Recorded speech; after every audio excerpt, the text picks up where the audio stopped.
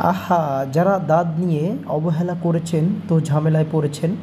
দেখুন অনেকেরই দাঁত হওয়ার ফলে ফার্মেসি থেকে ৫ দিন, ৭ দিন, ১০ দিনের ওষুধ খেয়েছেন বা একটা মলম লাগিয়েছেন, ভালো হয়ে গিয়েছে মনে করে ওষুধ বন্ধ করে দিয়েছেন।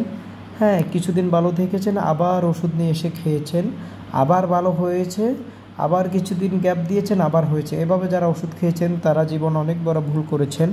তাদের শরীরে দাঁতের ঔষধগুলা রেসিস্ট্যান্স হয়ে গেছে প্রায়, হ্যাঁ? এজন্য ওনারা দীর্ঘদিন চিকিৎসা নেওয়ার ফলেও সুস্থ হতে পারতেছেন না। তো আমার একটা সবার জন্য একটা পরামর্শ থাকবে, যাদেরই দাঁত হবে আপনারা সবাই ডাক্তার দেখিয়ে পুরোপুরি কোর্সের ওষুধ খাবেন এবং কি মলমটা যেভাবে দিবে সেভাবে সময় মতো সঠিকভাবে লাগাবেন।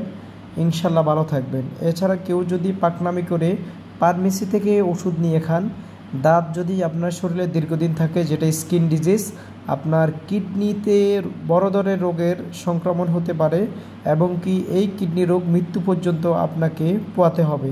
সাবধানে বিষয়। জি, ধন্যবাদ।